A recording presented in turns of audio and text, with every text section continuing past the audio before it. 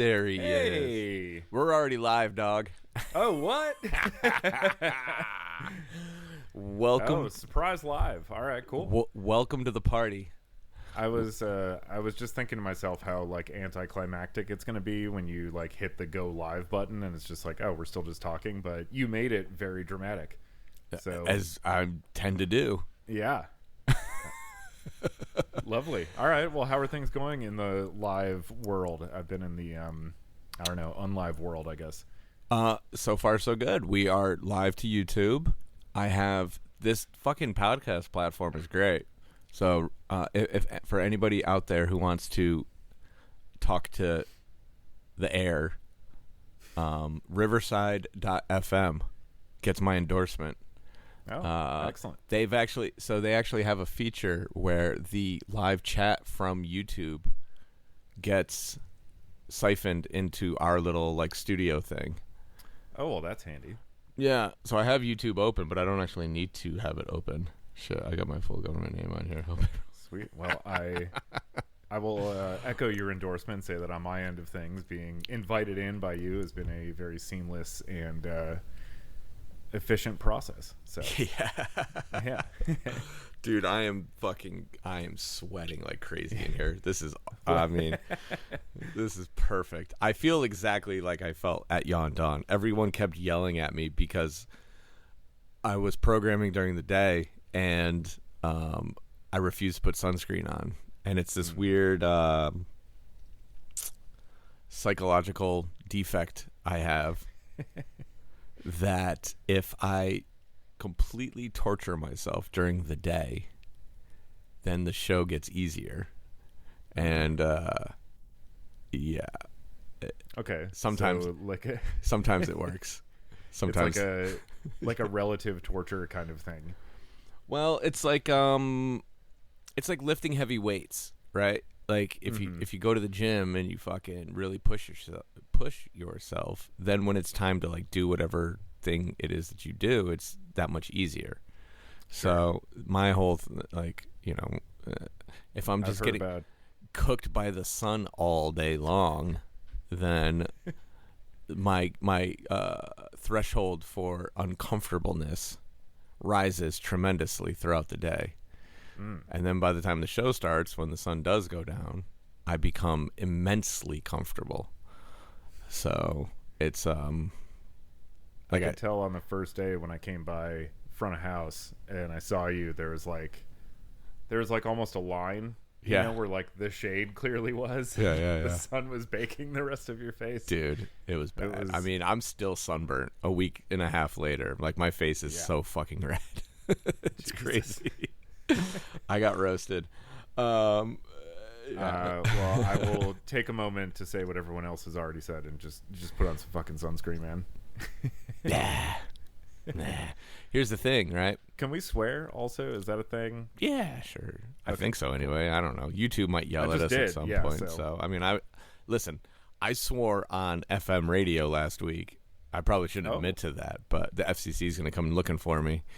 Yeah. When I went to go break into was there a name for the radio station that we did? The holographic uplink. Okay, there you go. Something, yeah. So there were a lot of names getting thrown around. Yeah, I know there were.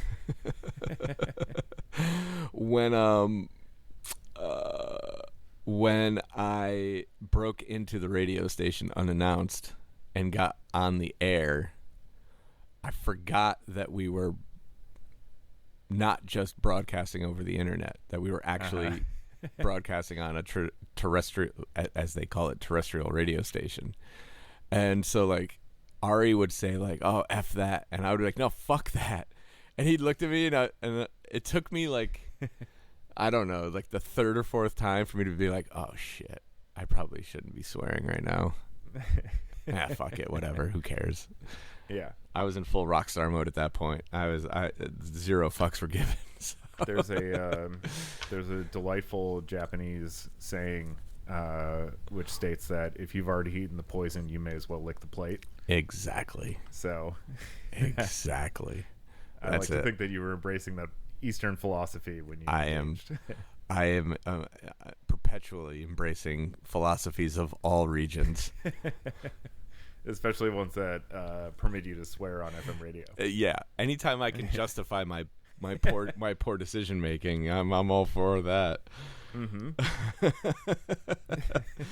I have to say, I only met Ari. Yes, Ari. Ari.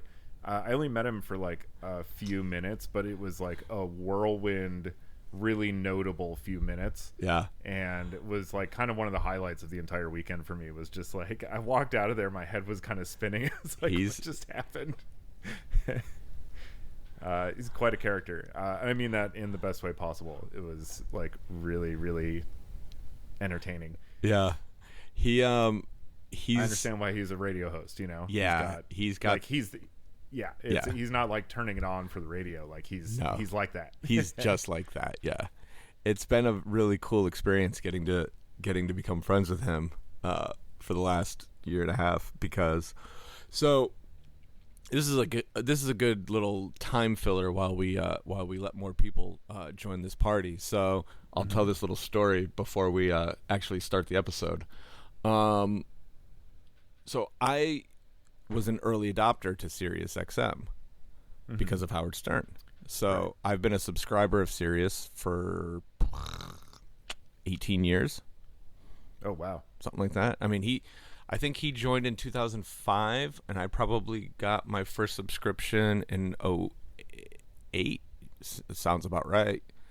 So I've been listening to Sirius for forever, and I'll never forget the day that Fish got their own radio station. Because originally it was Jam On, maybe, and it was there was a lot of Fish being played on Jam On, as rightfully there should be,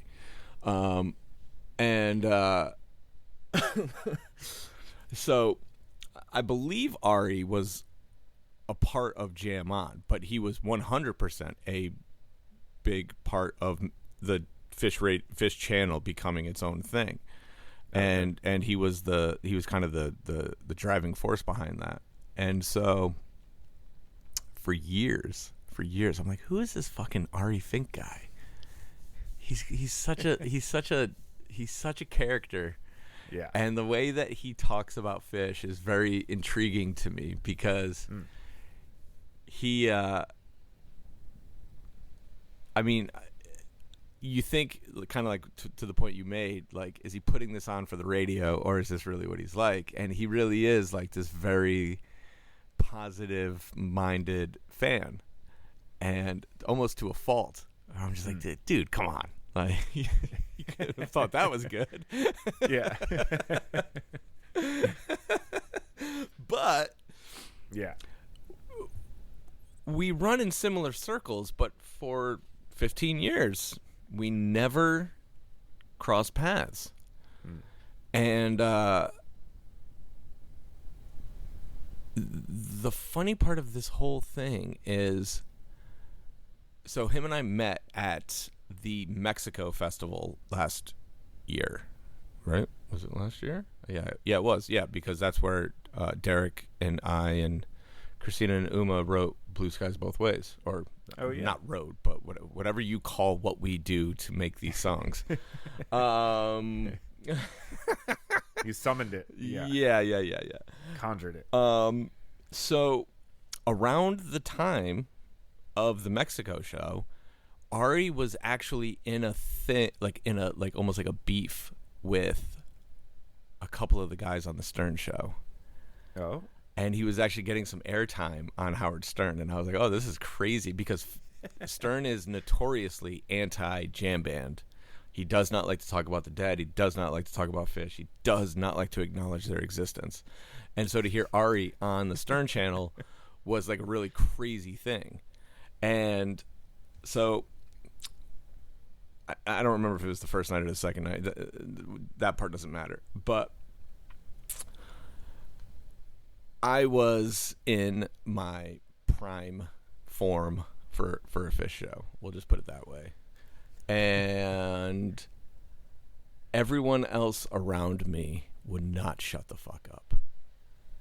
And so I, as I generally do in those situations, took about 20 steps forward and just left the crowd of people that we were with. And at the Mexico shows, there's a lot of space. You know, there's only, I don't know how many people there are, 3 or 4,000, maybe more. I couldn't fucking tell you. But there's a lot of room to play, right? So everyone can kind of, you know, find their place and everything. So I just take 20 steps forward, say, you guys can all kiss my ass. I'm here to listen to this band play music, not listen to you people talk. And at some point, I turned around because I thought someone called my name. No one did. But I turned around, and Ari and I made eye contact. And I was like, huh, Ari's here. Cool. Maybe we'll actually meet at some point. That was the internal dialogue in my head. Now, given the fact of how much psychedelic enhancements I was on, I was not in any position to broker a conversation with anybody, especially somebody of his stature. So I just was like, yeah, we'll get around to that at some point. That was kind of the end of it for me. Uh-huh. And maybe 5 or 10 minutes later, he just creeps up next to me and just whispers in my ear, "I love you." I was like, "Oh, hi, Ari Fink. How are you?" He was like, "I've been watching you for the last 20 minutes, and when you just literally just walked away from your entire crew of people, I was like, this motherfucker gets it." And he was like, and that's what gave him the courage to come talk to me. Yeah. And so then, like, during set break, we started. So during set break, we started talking shit about Stern. We were talking about the whole thing that he's going through, and blah blah blah blah blah. And we just kind of hit it off from there. And we've been like pretty like close friends since. We talk all. I mean, I was on the phone with him for an hour earlier today. So, amazing. Yeah, that's one of those funny things that it happened when it was supposed to happen. You know, had it happened 5 years ago, it probably just would have been, you know, two ships passing in the night kind of thing. Yeah, no, that sounds like a real moment. Yeah, it was hilarious. Shit. That's incredible. Yeah, as soon as you said you locked eyes with him, I was like, he definitely came over and said something. Well, you know what it is, right? Here's the reality. You know how modest I actually am, and I don't think that anyone actually knows who I am. And so, you know, I knew who Ari was, but by no means did I expect him to know who I was. Sure. And then when he came up to me, and he, you know, and then it was like, all right, cool. Like, he knows who I am.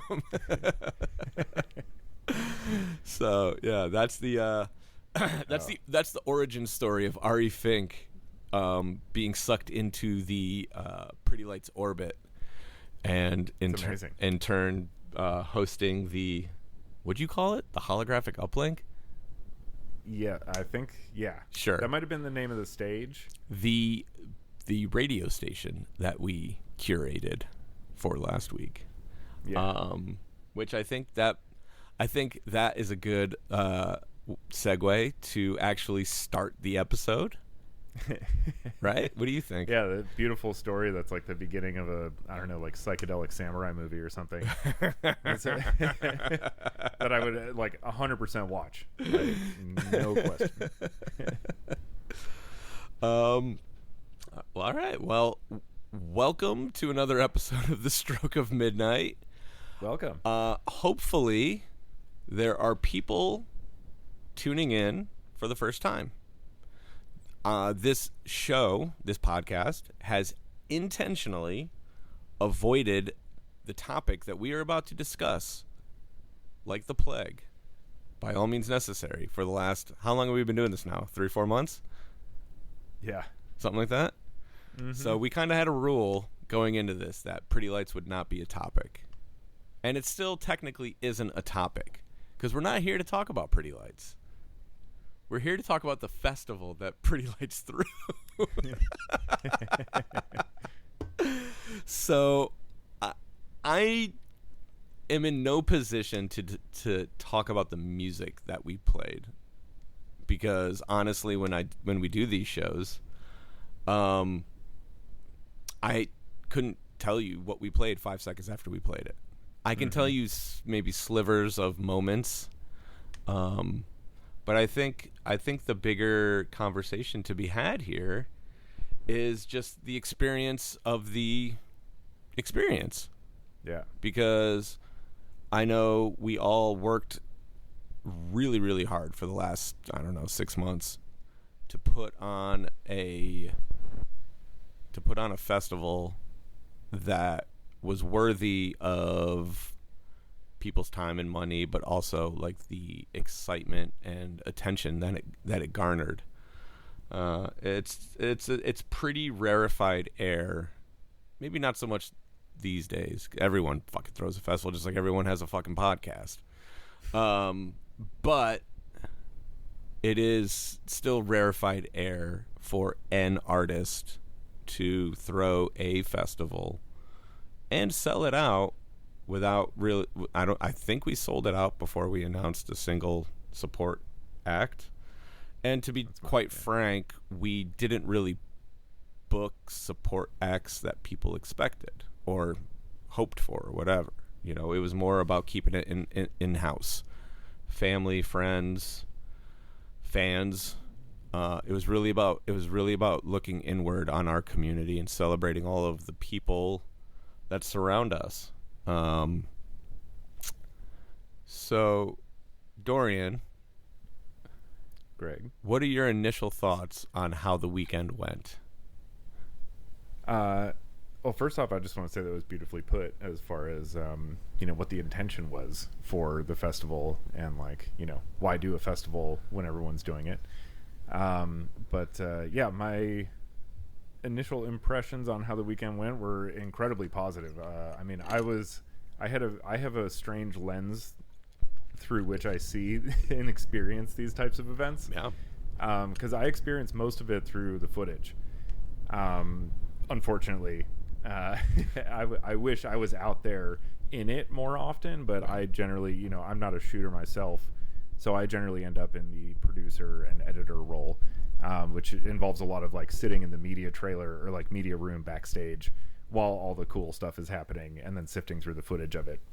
But I made it very intentional decision over the weekend to make sure that I actually got out there and did some stuff and really experienced it. And every time I set foot out of the media trailer, it was just this explosion of life and enjoyment and just positivity. And everywhere I looked, it was just people enjoying themselves, whether it was just some people having a quiet moment down by a creek off to the side, or it was people crowded around the Prismatic Playa stage for a show.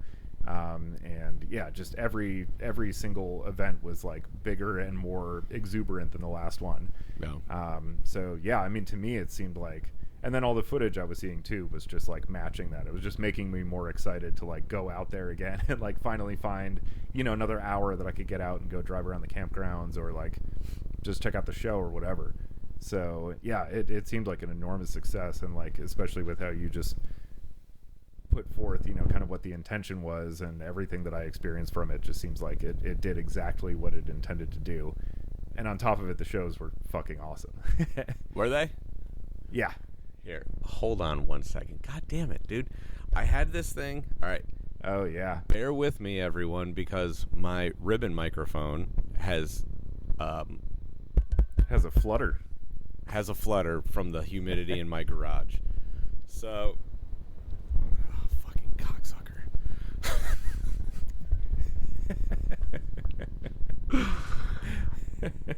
I want this to work, but hey. I just want what?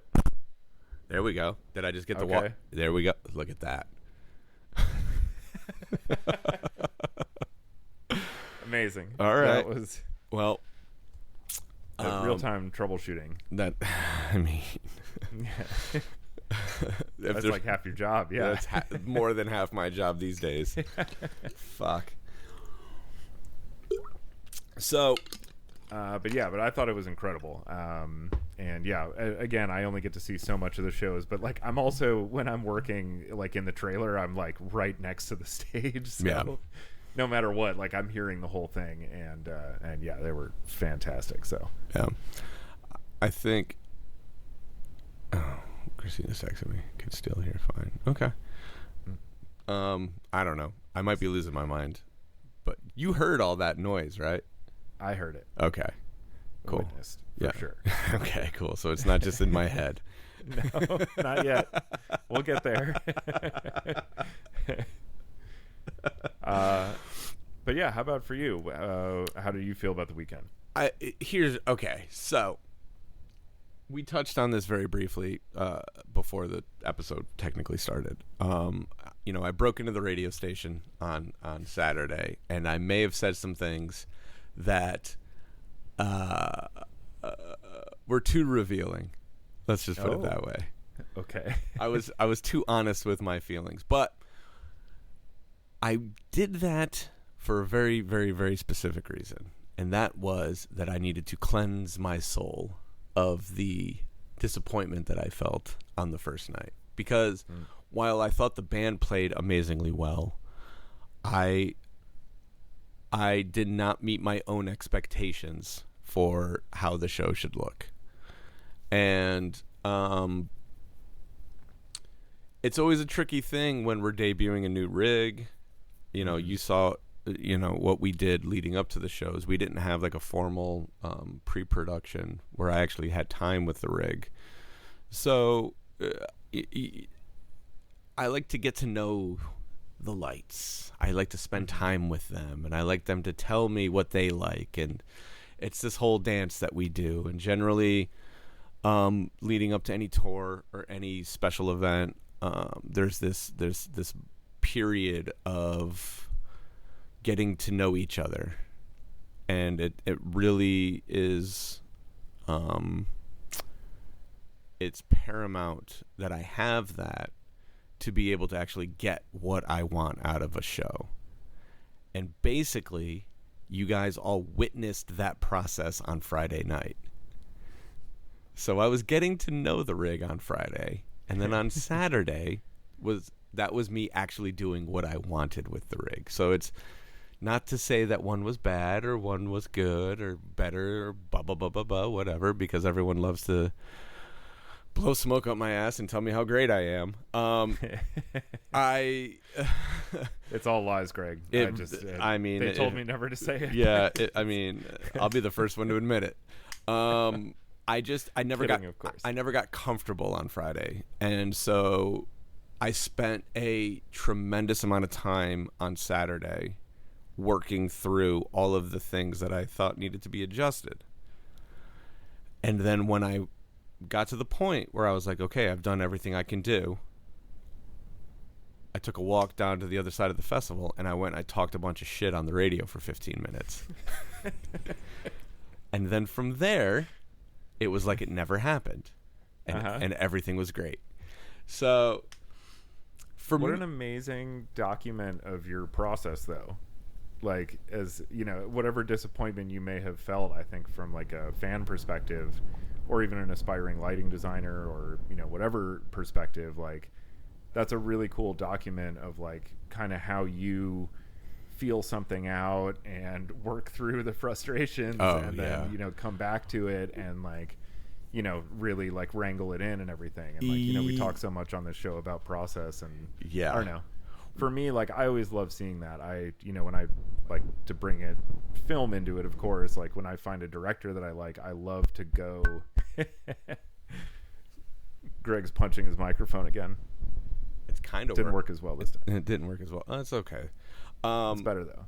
But I love to go back and see like the director's early work and kind of see them like develop these ideas and techniques and their style and all that type of stuff. And it's like, it's really informative to me as a filmmaker, but also just, personally just find it like super interesting. So, seeing you kind of work with the lighting rig in real time, and like figure it out is, how it works in like the, outside of the virtual realm is, I think like really cool for other people to get to see. Yeah, I could see how that I can see how that is interesting to people. I think here's the biggest way, like the best way I can describe this. Because of the way that I run a show,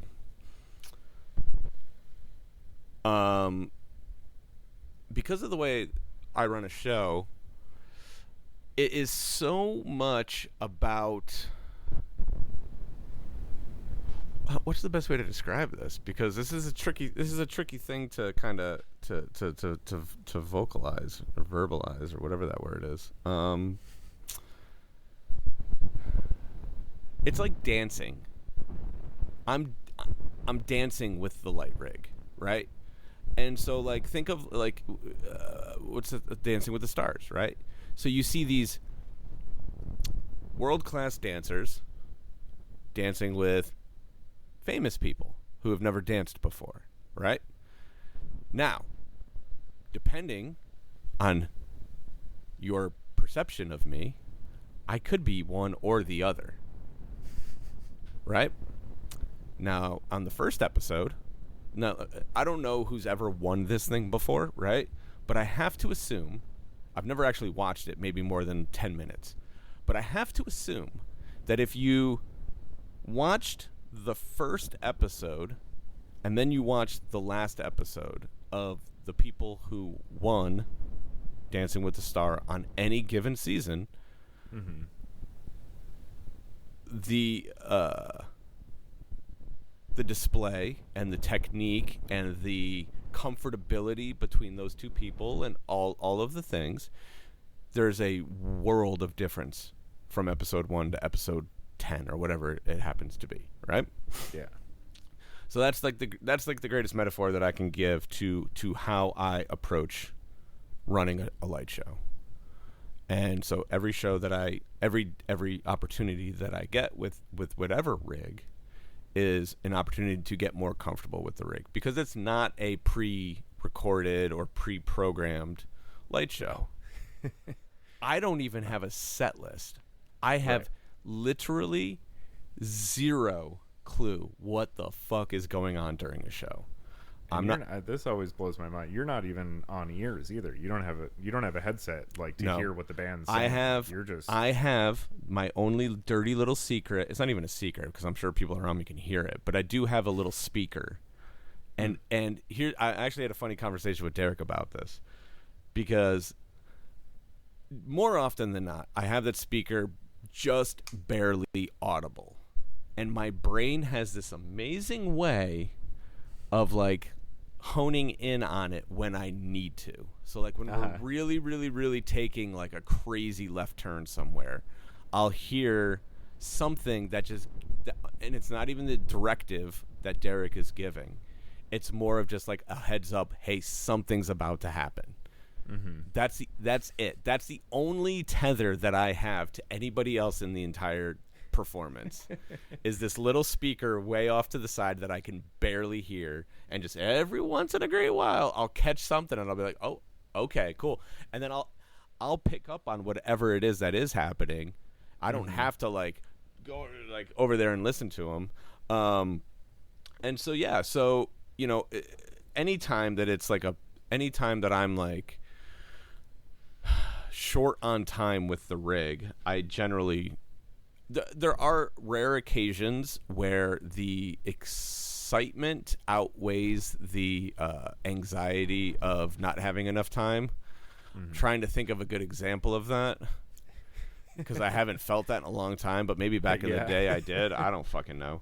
But it's a time thing more than anything else.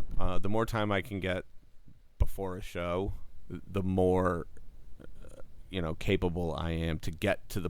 Because here's the thing, not only do I, what's that term when you see music?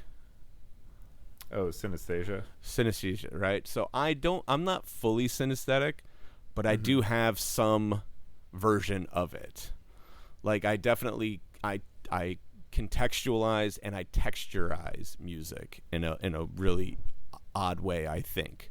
Obviously I don't know, because I only know what I know, but My belief is that like there's something different happening, and because I could be walking down the street listening to music and wacky things start happening to me, but beyond that, I can see the light rig in its like top form before it ever turns on. And that's just, 20 plus years of experience running lights. I'm able to like visualize the things that I know it's capable of. And then from there, but the biggest challenge is understanding how the contrast and the depth of all of the different elements can work together. So like if I'm laying in bed, right, I'll start visualizing this one aspect of the rig, and then I can visualize another aspect of the rig. But it's really, really, really difficult to predict how they all interact together. Okay.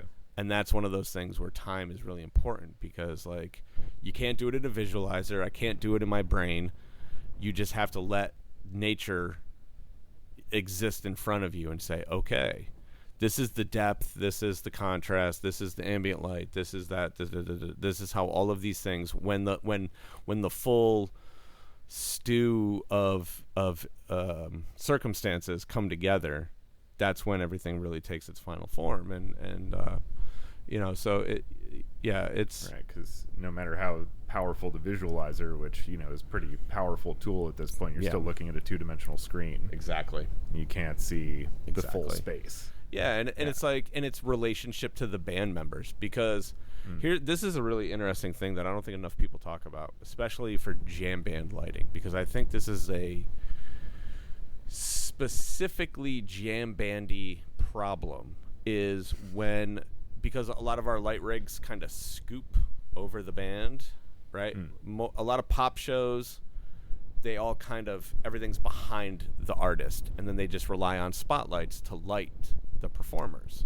Gotcha. Right? But we're using our creative lights to also light the band. So there's less of an anchor for like front lighting.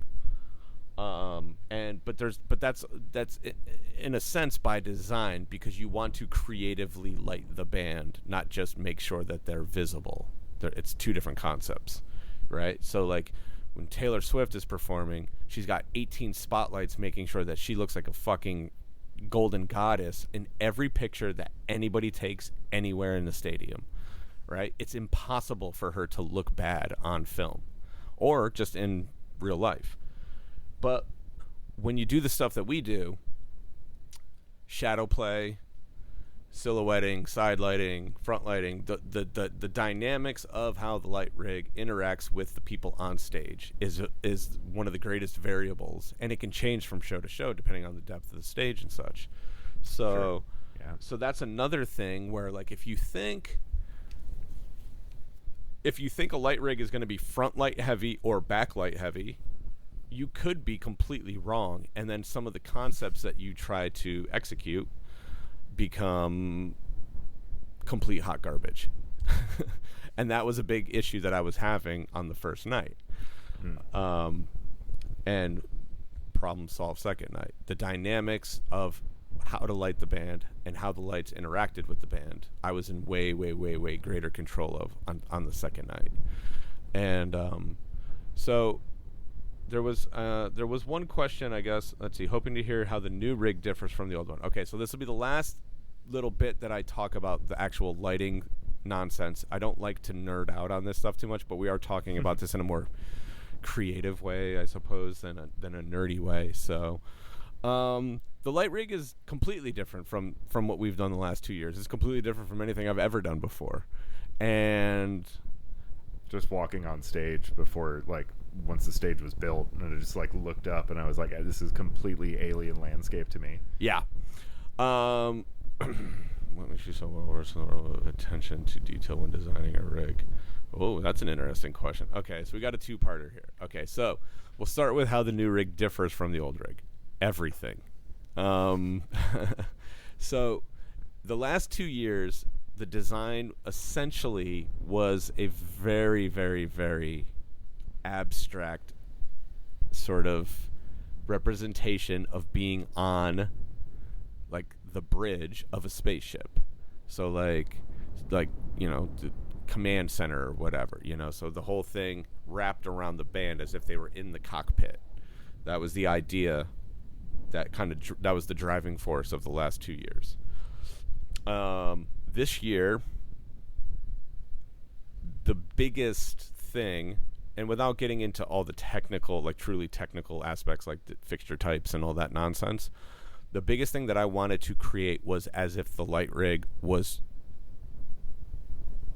it was like a so it was inspired by the fact that we knew that the main light that we were using was called the Tornado.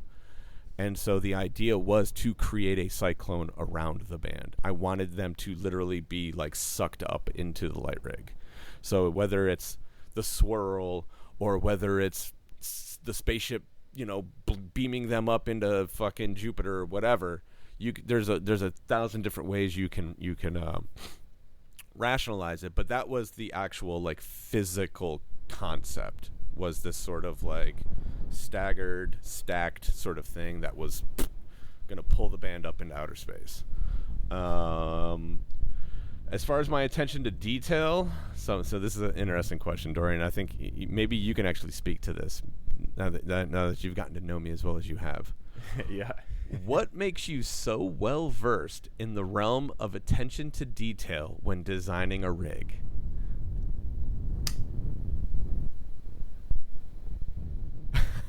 Wow. That's a big question. One that nobody's ever asked me before. The Sharknado. There we go. That was the design, the Sharknado. Perfect. How is this just coming up now? It was just sitting there waiting for us the whole time.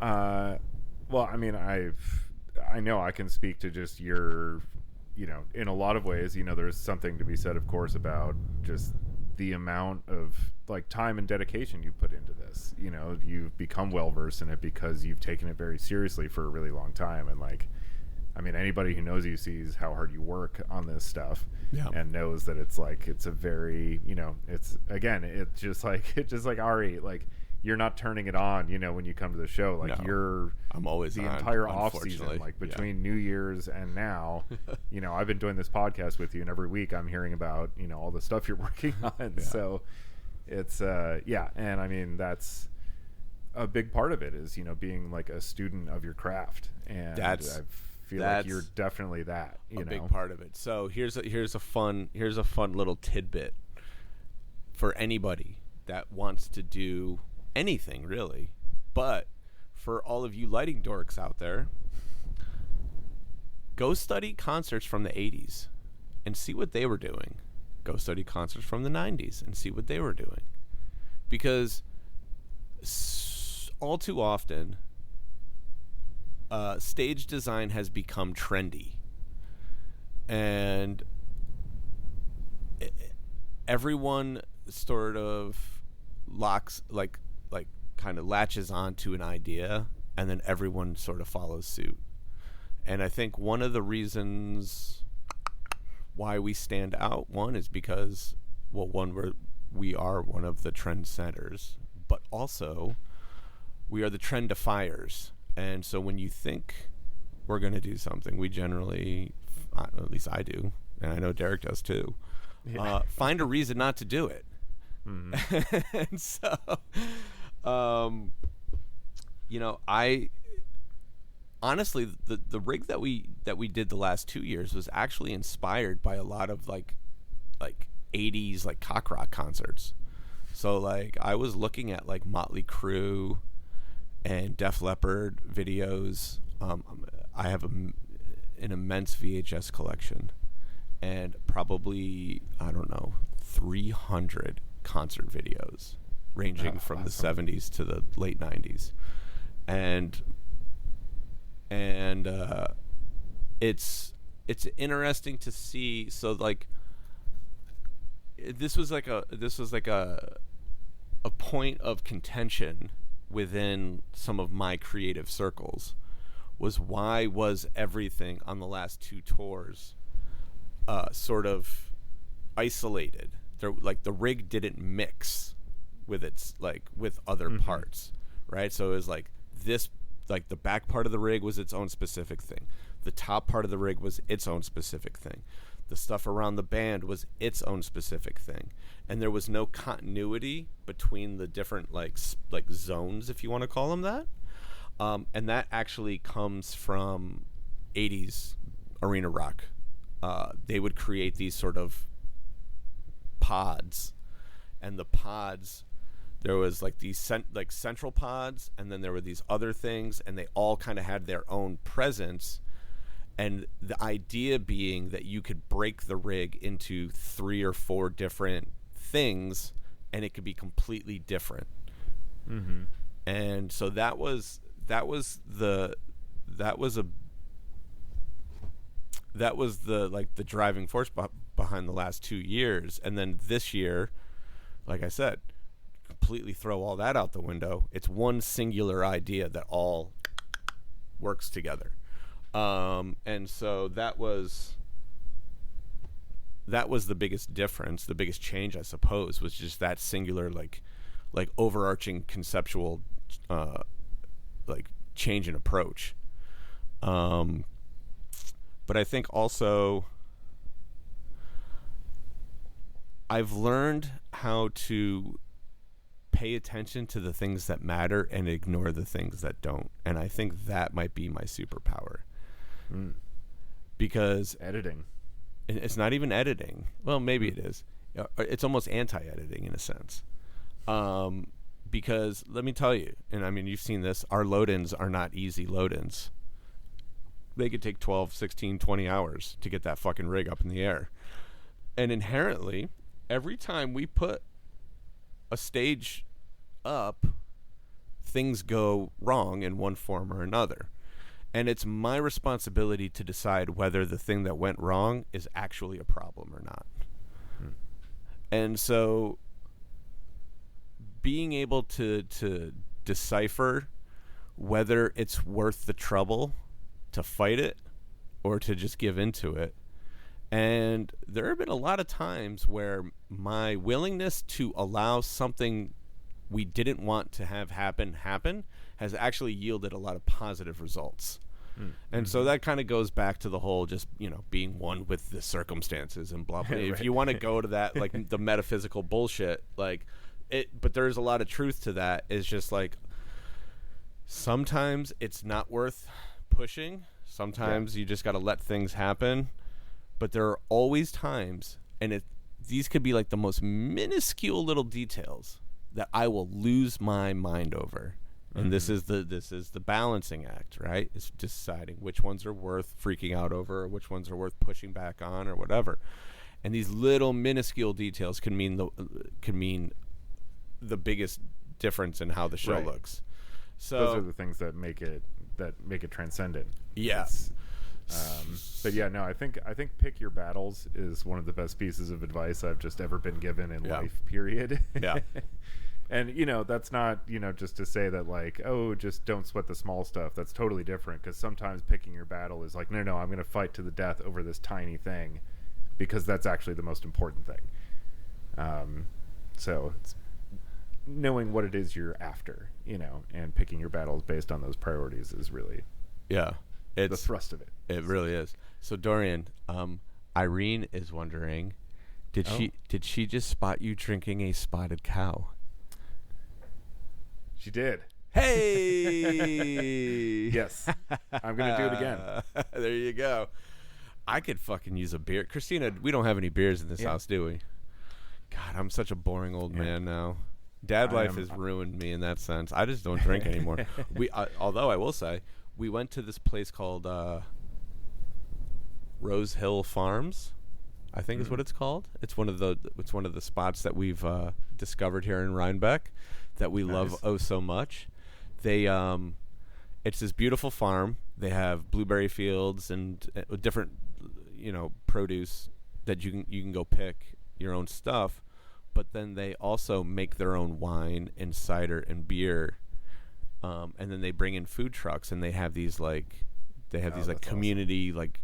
gatherings, basically, like Thursday, Friday, Saturday. So you can like go eat dinner, kids can go run around, you can go pick berries, you can get drunk, you can do whatever you want. It's really amazing, honestly.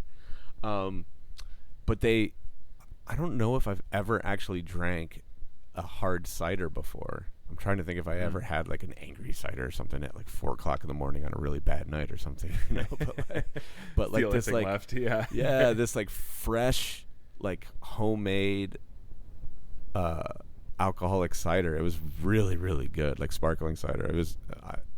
I'll probably be drinking those from time to time. So I don't really drink much these days, but that got me going. So sounds delicious. Yeah.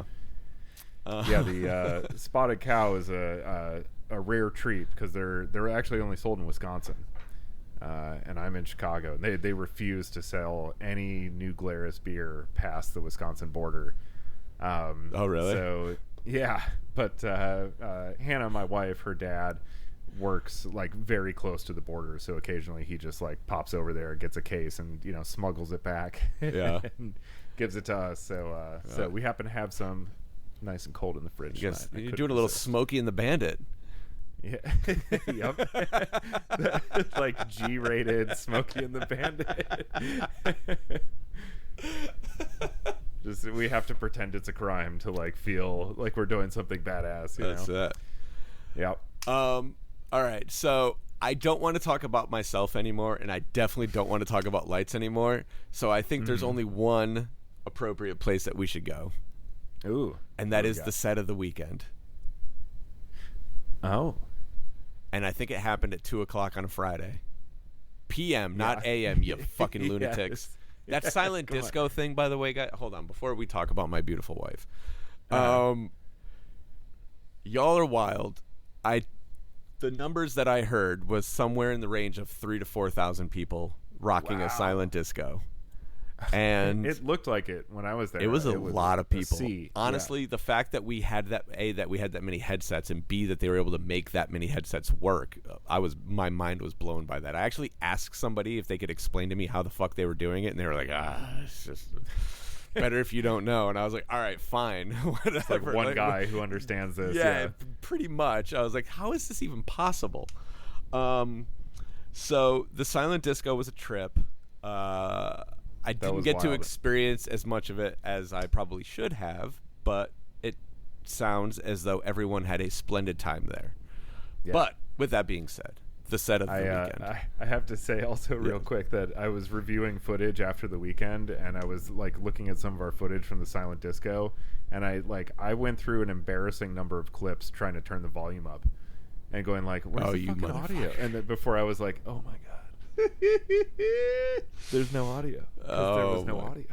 Did you guys do the time code sync to the truck or something, or we unfortunately didn't have an audio recorder that we could dedicate with time code sync to the second stage. Yeah, that's fine. Yeah. It's fine. It's a bummer. You just, I'm sure you could find a track that syncs up to whatever BPM, whatever anyone was playing, and everyone's had. You see all the headphones bob it up because they all lit up, and it was like, Jesus Christ, this is wild. It was. It was like a weird sensory deprivation experience because it's like everybody else can hear it, but like I can't. So Mon Ami debuted publicly anyway at 2 o'clock on Friday to a resounding crowd at the what was that stage called? The Prismatic Playa? Prismatic Playa. Yeah. Yeah. I mean, here's the thing, right? So the girls have been talking about this for a long time. Awesome. Christina and Uma, mine and Derek's wonderful wives. It started as just them making a playlist that they wanted to listen to whenever we were hanging out, and just driving us all crazy. And then I don't know when it changed to them all of a sudden becoming a DJ duo, but it did. And I think, I don't know if they half expected either me or Derek to deter them from doing it, but we were both like, yeah, go fucking do it. Let's see how this goes. Like we were like the most supportive, like let's go. Let's see what They're happens. like looking for a guardrail and found nothing. Yeah, exactly. And oh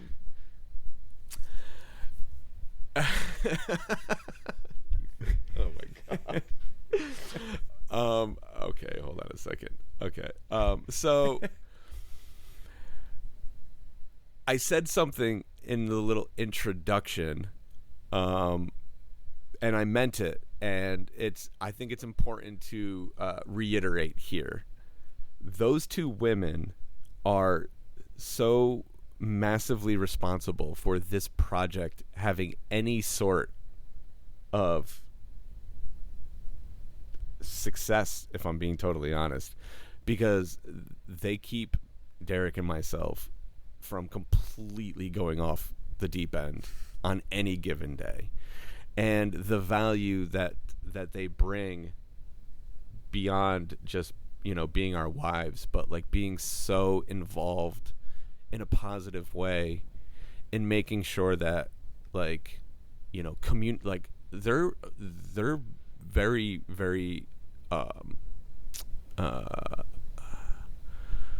they're very tactile in how they help the lines of communication and helping us realize when we're being irrational or we have a bad attitude or whatever the case may be. And they've gone so far above and beyond the call of duty as just women and significant others in this whole thing. So to get to see them have a moment where they are the stars of the show was the greatest fucking thing I've ever seen in my life. And there's a little part of me that I wish Uma got to experience it a little bit more fully, because obviously she's very pregnant. Mm-hmm. And so I think I'm not gonna speak for her, but I have to assume that her whole self wasn't maybe there as much as she would have liked it to have been. But my wife definitely more than made up there for it. But they did an amazing job, and like they put on a show. And here's the thing, and I don't know if I said it to you. I know I talked to Thunder about it. They made a little blunder maybe halfway through the set, and they recovered so quickly and so like calmly that like you would have thought that they had been playing for 20 years. Because that was the thing that got my attention almost more than anything else. Like, you can go up there and you can have fun and you can be charismatic, but what do you do when shit hits the fan? Right. And the two of them just do. Okay, do. And here we're back in business. And I was like, yay, good job, ladies. So to everyone who came out to support them, thank you. I have a feeling that's not the last time they're going to play. Oh, awesome. I enjoyed the shit out of that show. I had a great time. Yeah. It was one of those moments where I made it out of the trailer, like, because everybody was going, from the like Pretty Light side of things, like you and Derek were there and like everybody, and so we just carted over there in this big caravan. I was like, fuck it, I'm gonna go too.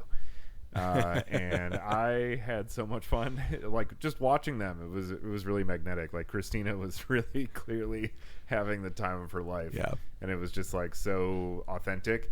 Like it really just felt like, hey, you know what? We just want to have a good time and like share a good time with everybody here. And like, you know what? Like sometimes it doesn't need to be anything more than that. And you just do that and do it really well. And like, guess what? Everyone had a fucking good time. Sorry, this chat thing over here keeps getting my attention for the wrong reasons.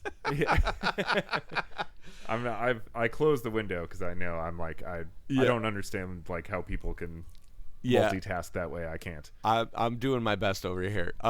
So to Al or AI, I'm not sure, but it says "Porque no lasers at Yahn Dawn." I'm not sure we were at the same show. Oh yeah, I was gonna say. There were lots of lasers, and they were on winches, and they were moving, and they were doing all sorts of wild shit. So yeah, I don't know. You can go back and watch the YouTube videos, I guess, and see if maybe you can find them. Check the tape. Yeah. Sorry, not a question, Greg. I'm happy to hear you love Elliott Smith as much as I do. Well, Carrie, are you sure that you love Elliott Smith as much as I do? Something to think about.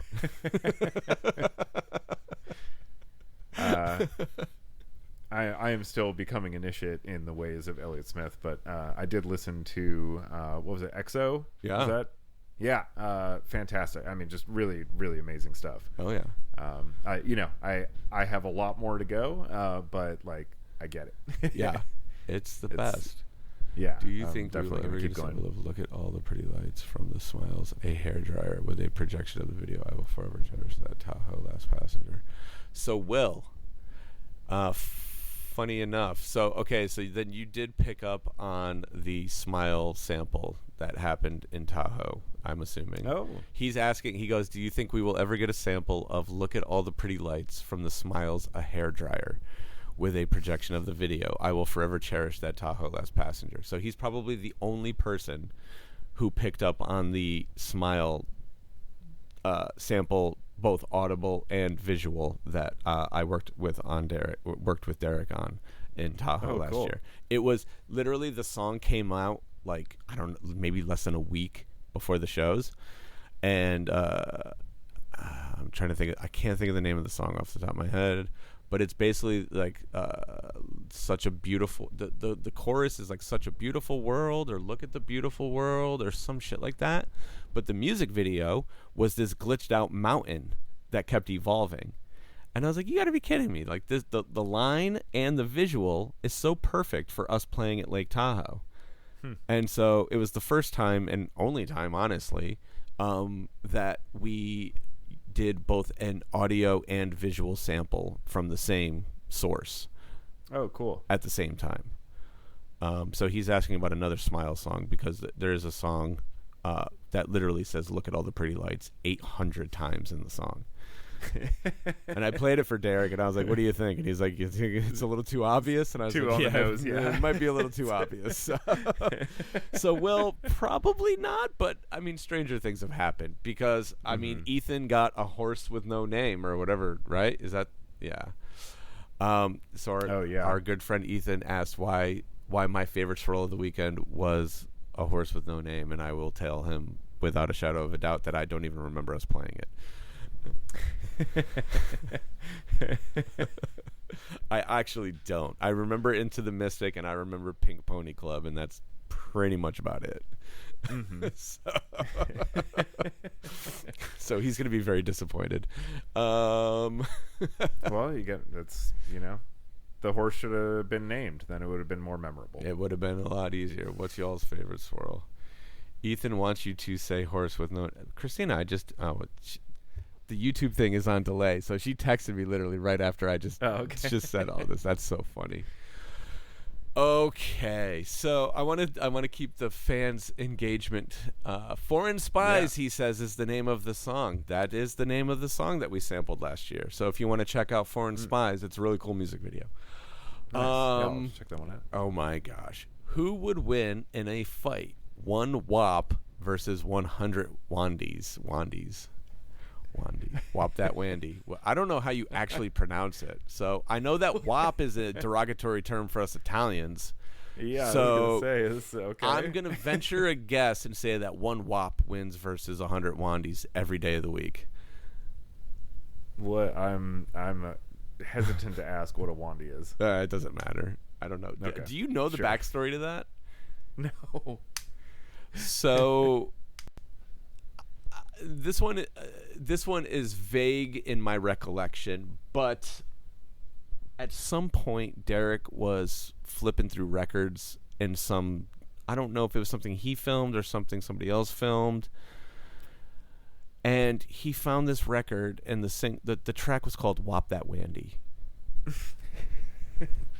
I don't remember who it was by, and I don't. So maybe if someone in the chat can fill us in, Ethan probably knows. Ethan, do you want to get on this? I feel like I remember this video now. Hold on a second. I'm gonna get Ethan on the chat with us.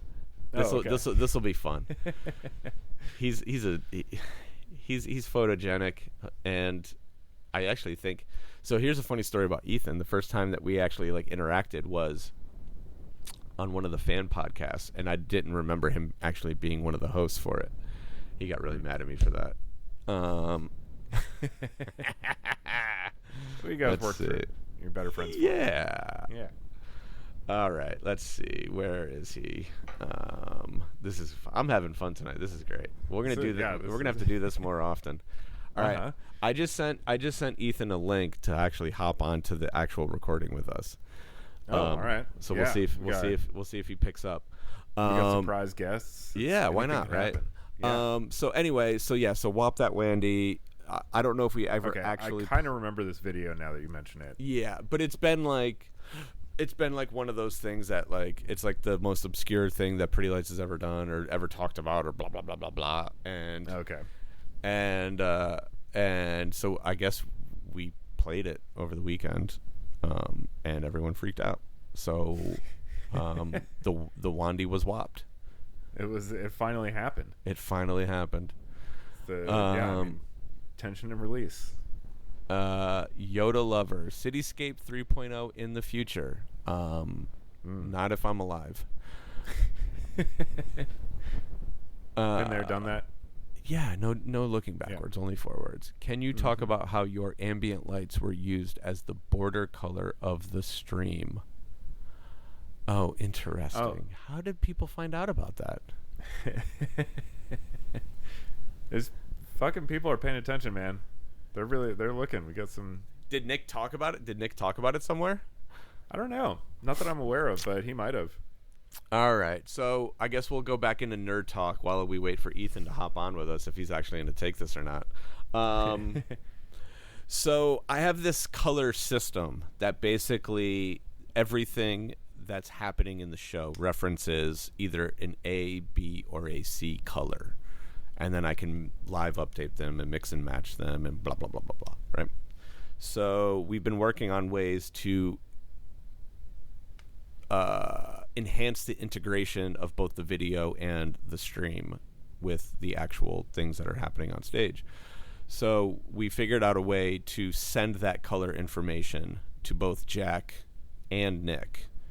And then those guys were able to take that information however they saw fit.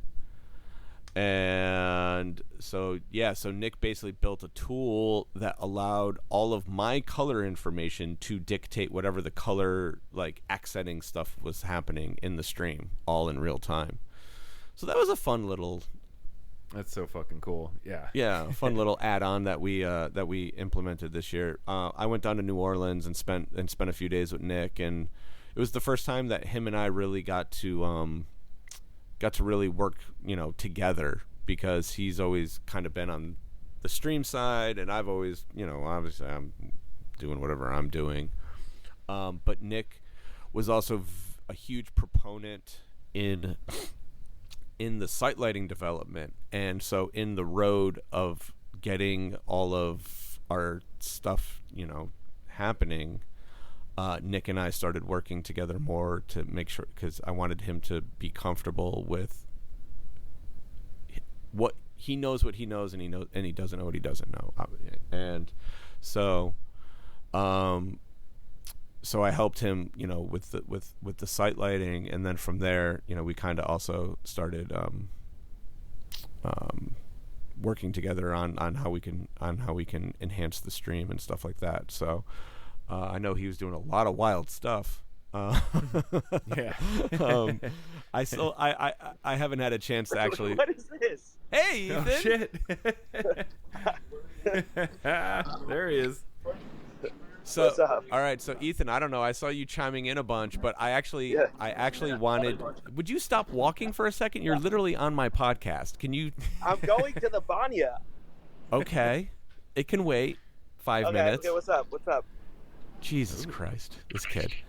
I'm listening. I need you to tell He's us. a man on the move. I know. I need you to tell us the backstory of Whop That Wandy. Oh boy. Oh boy. Shit. I mean, people have been requesting that for quite some time. Okay, well, here's my question for you. Did we ever actually play it in the past? Or was it only referenced in that video? I think referenced in that video. A friend of mine, though, his name was Wes. I think you know him. He used to request that song all the time. A lot of people have been requesting that song I for know. quite some time. I don't know. You got me on the spot, literally. That's how it works, my friend. All right, I'm jumping off. All right, well, everyone, that was Ethan. See you, Ethan. Ethan Galustov. He's gonna go. Off, but it's okay. Galustov. Galustov. He's gonna go get his sweat on and look at Jewish dicks. Yep, that's true. That's true. Hopefully I won't feel too bad about myself, but you know, that's what we got pretty lights for, right? That's right. All right, bye. All right, bud. Have a good night. Take care, man. Oh boy. Yeah, we're having fun here. That was it was like, very accurate. Here we go. So yeah. Adam has some info here. It was a YouTube show called "What's in My Bag" or something like that. So apparently it was a thing where like people just talked about whatever shit they had been digging. So this was okay. So it wasn't something that we put out specifically. Interesting. Met Ethan and Minnie after night 3 hotel parties. Great. This is great.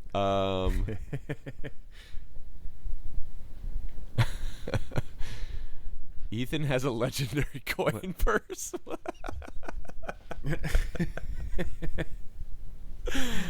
Oh my god.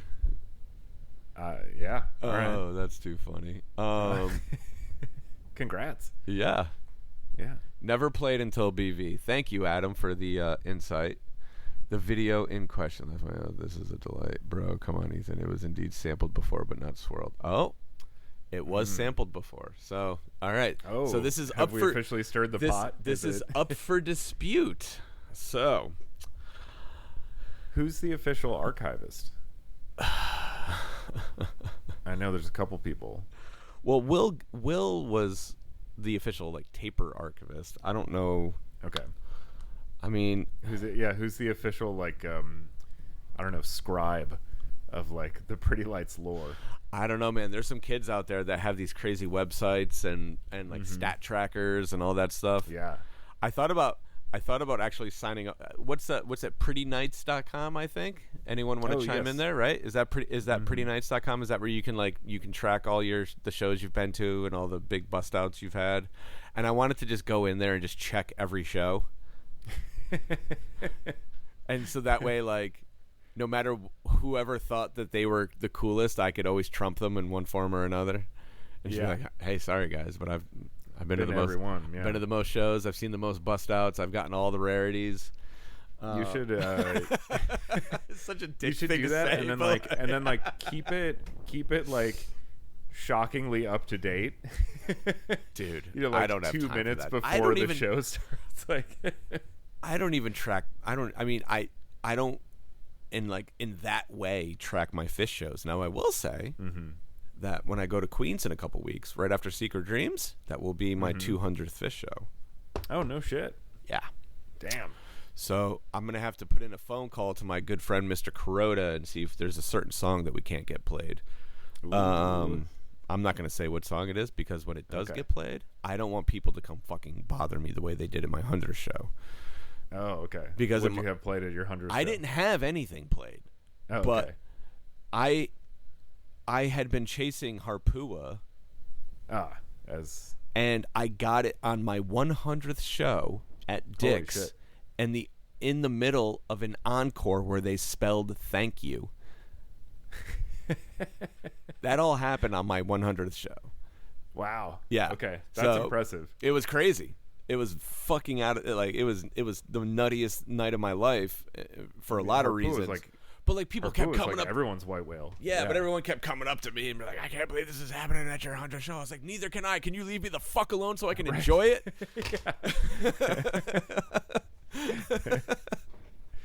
So, I probably should have told anyone it's my 200th show, but I think 200 doesn't feel as special as 100 did.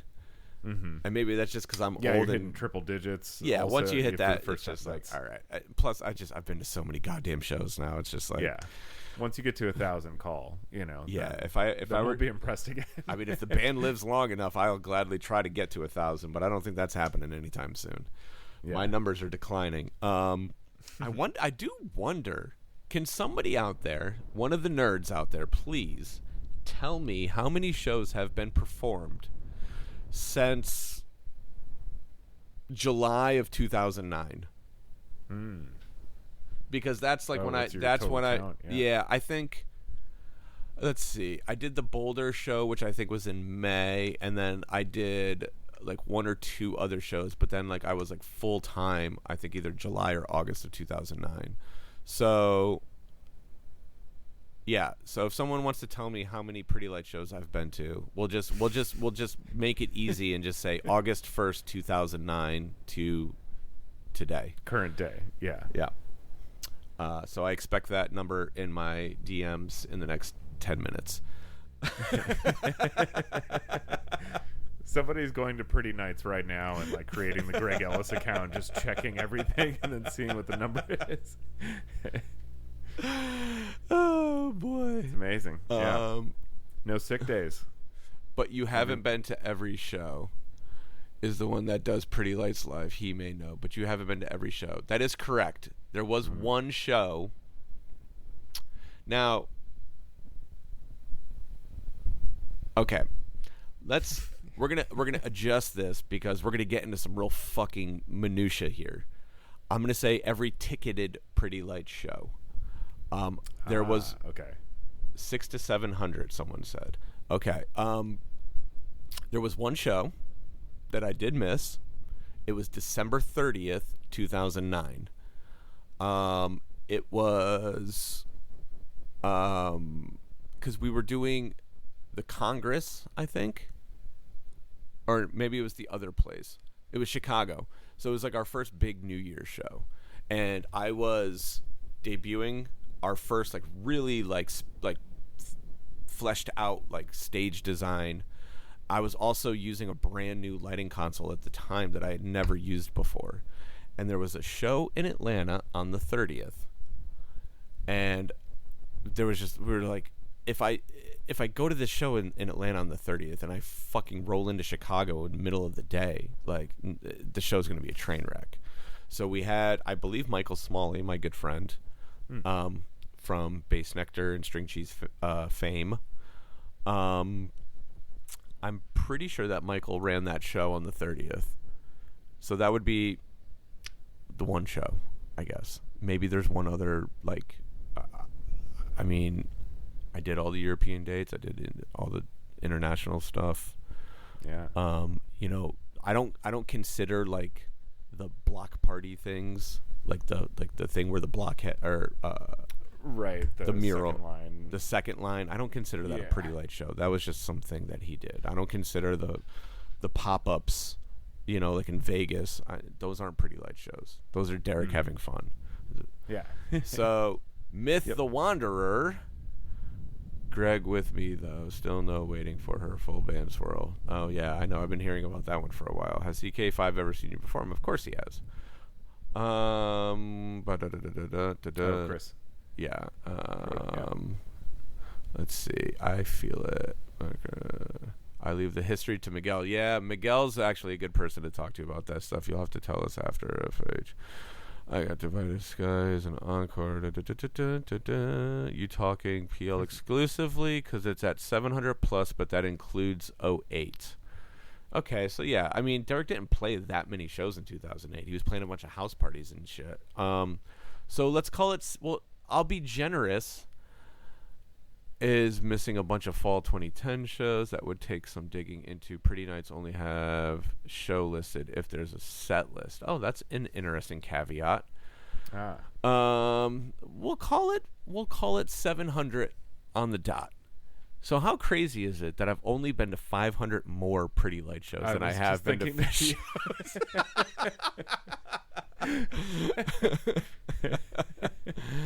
Oh my gosh. That's wild. Too funny. Out of time studios, be smart before smartphones, high speed internet became widely available. Info can be sparse. He only posts if he has full stuff. Oh, I see. So ChatGPT says you've done 660 since August of 2009. That's wild that ChatGPT could toss that out there. Yeah, ChatGPT also likes to make shit up. So I mean, if it's told me some things with extreme confidence that turned out to be complete fabrications. Sure. So, well, I mean, the internet is full of lies, so it's only recycling what it has access to. I did find out through something I'm working on that there's that like internet database that has like the Wayback Machine where they have like archived pages that you can pull up the Internet from Archive. A long time ago. Yeah, archive.org. Yeah, it's the greatest place ever. Yeah, you can pull up like the old Pretty Lights like MySpace page, which will actually have like the tour dates for like that year. Oh, wow, really? On their MySpace page. So yeah, if somebody really wanted to go deep dive, there's definitely ways to pull up those old pages that there you go. Might have the set list even on them, or at least have the dates. Like no. There was no recording set list back then. We were playing the same set basically every night. We would just jumble the songs around. Nice. Hey, you got to learn structure, you know. Yeah. Well, Pretty Lights was a party before it was an experience. And you got to start somewhere, and that's where we started. So, all right. Does anyone else have any questions that they would like to ask us before we wrap this thing up? I will say, the town of Buena Vista, Meadow Creek, they did an amazing job of hosting us and making us feel welcome. So definitely a big thank you to everyone out there that allowed this thing to happen, because I know these things can tend to be public knowledge if you're tuned in enough, but my understanding was that we were actually denied permits to do this event last year. So, and I don't know if that's 100% true or not, but the permitting, the town allowing events like this to happen is not a cut and dry situation ever. We went through it with the Telluride guys, 10 years ago, and they were, amazing to us, and you guys were amazing to them in return, and they invited us back, which I don't think ever happens. So, hopefully you guys continued to put your best foot forward and show everyone that we are not cliche knuckleheads that don't know how to be respectful and handle our business. I know there's a few of you guys out there that are, and I like to let you know it whenever I see you. So keep up the good work. Yep. Oh shit. Yeah, no, they were really impressive, obviously. The type of effect that this many people coming into like a kind of tight community like that can be pretty catastrophic, if it's not managed well, and if the people don't have the right intentions going into it. And it seemed like everything, when we on-site, off-site, everywhere I went, it felt like everything was as close to kind of like business as usual as it could be. Like the town felt like it was able to function. And that's really their biggest concern is like if the people that live here like go to get groceries and it's like it takes them 2 hours to get there and blah blah blah, whatever, it's a bad experience, it's like that has a real effect on the community. So it seemed like everybody was like really, really awesome and really respectful of this like incredible place. Like I can't stress enough how beautiful Buena Vista is. Just like an actual like landscape miracle that you just get to walk around in and like be a part of, and I think everybody felt that being there. which was really cool. And it was one of those like, hey, we want to, like, don't fuck this up. This is really cool. Exactly. This is a special thing, and everybody kind of knew it, So, well, I think that's a great way to. I'll wrap this up really, really succinctly. We have been working tirelessly to try to create events and experiences that are 100% uniquely us. And sometimes we reach a certain place that we weren't even sure we could. I think when you take all of the things into account, whether it's the 5K, which, obviously we stole that from Fish, but that's neither here nor there. Whether it's those kind of things, and whether it's the sound bath space and the different lighting installations and the fucking hot air balloon that came out of nowhere. And don't even ask me where I don't know. Nobody told me it was happening until like literally 3 minutes before it happened. I was just as confused as everyone else was. I was wandering around backstage, and I just like turned to my right and was like, "What the fuck is going on over there?" Like, exactly. But see, this is a big secret. Yeah. Those are the things, though. Those are the important things that need to happen for events like this to actually be special. Because it's really easy to just show up and put on a show. It's, it's what we do every day that we leave our house. But to put on this greater than experience where every little detail is, tried to be, paid attention to. Obviously things slip through the cracks, but like, we talk for months about, the prismatic playa, like the stage, right? Like the dichroic windows and all that kind of stuff. And like, do we add this? Do we do that? Do we keep it simple? Do we let people in the water? Do we all the sound bath thing? Do we add amplification to the sound bath? Do we send the sound bath to the thing over in the woods? Do we, the conversations are endless. And how do we make a weekend like this stand out from a million other weekends of chaos? And I like to think that as we get older and as we get better at this, our brand of chaos becomes a little bit more accessible and also enjoyable. Because it can be a bit much, especially for people that aren't used to it. And I know that the fans, you guys do a really good job of letting new folks into the fold, and making them feel welcome. And that's a really, really, really, really important aspect of how this thing continues. Is we want as many people in the boat as possible.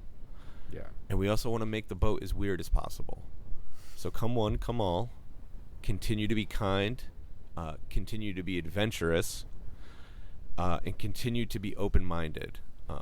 We will always try to reciprocate the energy that you guys give us tenfold. So thank you to everyone involved, both on my side of the fence and on the other side. Dorian, you boys continue to capture all of this lunacy. And hopefully one day everyone will get to watch it. One day. One day, baby. It's time to end this. Yep. Yeah. Thank you all for tuning in tonight. This has been The Stroke of Midnight, a very special edition of The Stroke of Midnight. Yeah. Stay tuned next week, where we will talk about maybe video games. I know Dorian's been itching to talk about video games. Dying. Either that or we're going to talk about Andrew Dice Clay. So, flip of a coin, Yeah. baby. You never know what you're going to get on this fucking thing. Peace.